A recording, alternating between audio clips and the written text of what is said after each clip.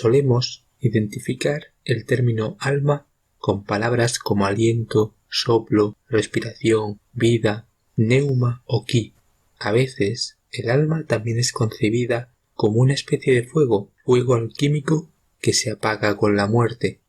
Por lo general, todas las culturas se han familiarizado con el concepto de alma. Se habla del alma de las personas, de los pueblos, los animales, los ríos, montañas y obras de arte.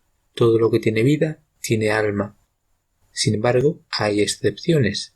En el pensamiento chino arcaico se partía de que no todos los individuos tienen alma, puesto que se pensaba que el alma era una especie de espíritu de un dios menor que descendía del cielo, se instalaba en el interior de las personas y si se sentía a gusto, se quedaba para siempre, pero también podía emigrar.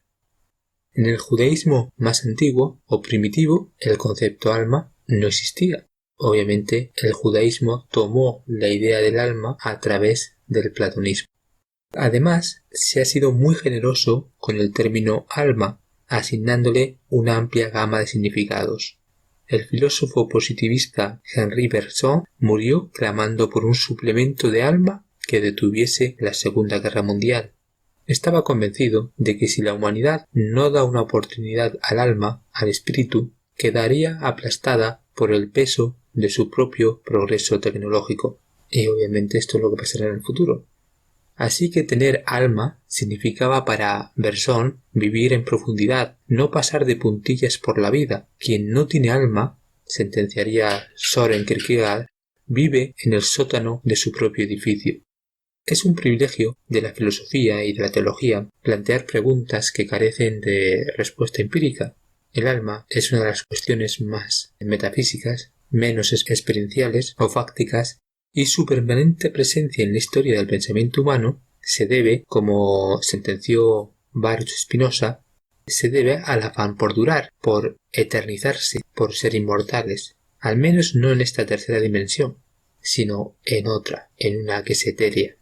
Ante la evidencia de que el cuerpo se descompone y desaparece, las doctrinas esotéricas apelaron por un principio espiritual, no empírico, que nos garantizaba la duración eterna, la inmortalidad. Es el gran servicio que desde siempre nos viene prestando el concepto de alma. Ya Platón la declaró inmortal. Solo el cuerpo, al constar de partes, se corrompe, pero el alma, al ser una realidad simple, al ser esencia, es inmortal.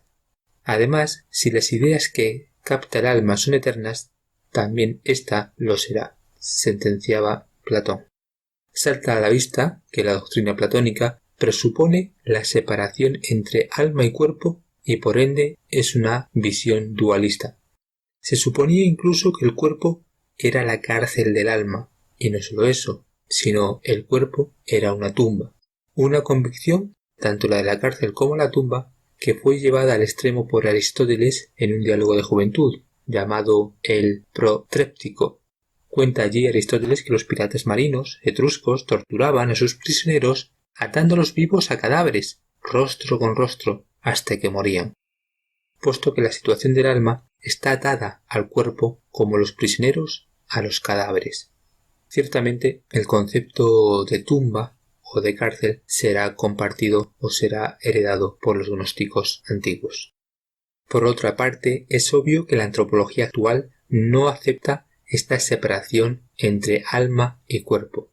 Recordemos que estamos hablando de la antropología oficial o de la ciencia oficial. Tampoco, en su mayoría de científicos, piensan en ese sentido oficial. Tampoco la antropología bíblica conocía el binomio alma-cuerpo. Ya hemos hablado de que el judaísmo no tenía ni idea del concepto alma. El ser humano era concebido como una unidad material. No llegaba ni siquiera a ese psicosomatismo de la filosofía griega. En la actualidad, la posible vida más allá de la muerte no se expresa en forma de inmortalidad del alma, y ello a pesar de que Karl Rahner reconocía que la separación alma-cuerpo se convirtió en la clásica descripción teológica de la muerte. Es decir, la muerte acontecía cuando el alma abandonaba su pobre morada terrenal. Los científicos que actúan con conciencia o que tienen una espiritualidad, pues consideran que el ser humano continúa más allá de esta dimensión. Y que lo que sucede es que la conciencia del ser humano se transfiere a la otra dimensión. A esa conciencia es lo que sería el alma. Obviamente la antropología oriental no es dual, sino se basa en una tríada alma, cuerpo y espíritu. Entonces, lo que el alma no es más que una energía, y esa energía vuelve a su fuente, al espíritu. Cabe decir que en la actualidad continúa siendo de especial trascendencia, por ejemplo, la visión de Kant sobre la inmortalidad del alma.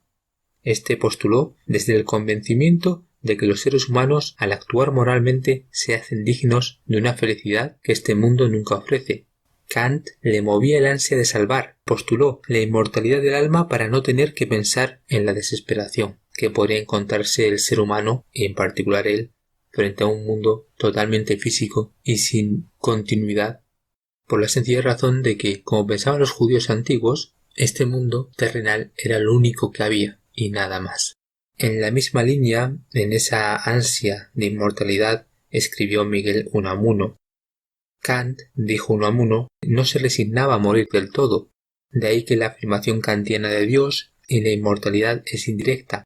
Kant pone el acento en el sombrío panorama que se seguiría si Dios y la inmortalidad fuesen una quimera. En ese caso, la esperanza en un final benévolo para el peregrinar humano quedaría muy ensombrecida, y las posibilidades de encontrar un sentido último a la vida se verían muy mermadas. Obviamente, esta es la visión posmoderna, nihilista, con la cual Kant no quería enfrentarse, porque en la filosofía occidental, por mucho que surgieron filósofos que tenían ideas en las cuales Dios no se encontraba, no tenía gran peso, eran incapaces de negar su presencia. ¿Por qué razón? Porque negar la presencia de Dios significaba negar la inmortalidad del alma. Por esa razón tendrán que llegar a partir de Nietzsche, aunque el concepto del Dios ha muerto está muy mal entendido, tuvieron que llegar a lo que serían los posmodernos, donde ya Dios no se encontraba entre sus sistemas de pensamiento. Pero eso no ha ocurrido en la filosofía oriental. La filosofía oriental ha sido más homogénea en su pensamiento. Hablan de muchos dioses, pero también hablan de un Dios impersonal. Y no ha habido un sistema filosófico donde se destruya a Dios, a diferencia del occidental. Hasta el siglo XVIII, en Occidente, la inmortalidad del alma no pasó grandes apuros, pero ya por aquellas fechas, y es de lo que estábamos hablando, ya aparece David Hume, quien vinculó indisolublemente el destino del alma con el cuerpo. Así que tanto la debilidad del cuerpo y la del alma corren paralelas. Por tanto, cuando muere el cuerpo, muere también el alma. Esa fue la conclusión de Hume. La filosofía tradicional sufrió un golpe tremendo porque, desde lo que estábamos hablando, se tenían que enfrentar a un mundo sin Dios y sin inmortalidad. El alma tenía menos valor que el cuerpo, o el mismo valor que el cuerpo. Entonces, quieran que no, pues se trastocaba todo el pensamiento humano. Pero este problema no solamente era un debate filosófico, también se encontraba dentro de las discusiones teológicas. Ni siquiera la teología sabía qué hacer con el alma separada. Una vez que el alma se separaba del cuerpo, se mantenía eterna en la otra dimensión, o sencillamente no llegaba nunca, desaparecía o quedaba errante en este mundo. Xavier Zubiri afirma que quien sobrevive y es inmortal no es el alma, sino el hombre entero. Igualmente, otro pensador bíblico escribió: con la muerte acaba todo el hombre, o acaba el hombre del todo. Ciertamente, ni siquiera dentro de la teología ha habido una uniformidad, puesto que si decía Zubiri que el alma no era inmortal, pero sí lo era el hombre entero.